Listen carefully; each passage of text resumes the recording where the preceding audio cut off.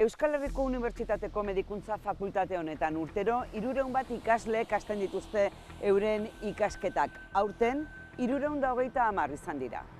Guztia ondo joan da, 3 urte igaroko dituzte pasillo eta ikasgela hauetan eta beste 3 ospitale unibertsitarioetako batean pazienteekin praktikak egiten. Baina medikuntza graduarekin ez da amaitzen euren formakuntza. 7. urte bat igaroko dute akademia batean BAME azterketa prestatzen. Helburua ahalik eta emaitza onena ateratzea, nahi duten espezialitatea eta ospitala aukeratu ahal izateko. BAMEak ekarriko ditu erietxera egoiliar modura lan egitera. Hemen 4 edo 5 urte igaro beharko dituzte espezialitatearen arabera. Ez dago 11 edo 12 urteko formakuntzarik behar duen beste profesiorik. Sasoioen baten nator. Irati Urionaguena duela 5 urte ezagutu genuen Gurutzetan erresidentziaren azkeneko urtea egiten ari zela. Zuri non gustatuko litzaizuke lan egitea? Osakidetzan. Gaur egun Galdakaoko erietxean kontsulta dauka.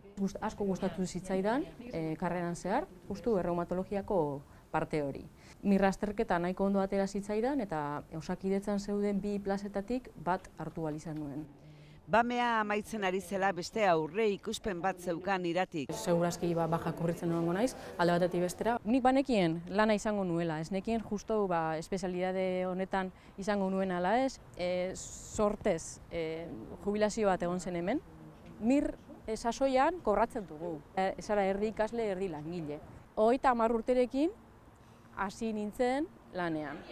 Gaur barne mediku egoiliar izateko azterketa egiten ari direnetako asko ikasgela honetan zeuden duela 5 urte.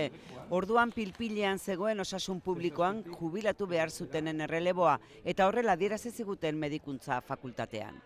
Gabezi batzuk aurkitzen dira orain eta aurkituko dira nire gaur ikusten dut 4 edo 5 urtetan. Angel Bidaurrazagaren aurre ikuspena bete eginda eta beste batzuenak salatzen duenez huts egin du. Aginte politikoei kritikatzen dugu eurak 4 urtetara ikusten dituztela gauzak, baina gauza hauek ikusi behar dira 20 urtetara.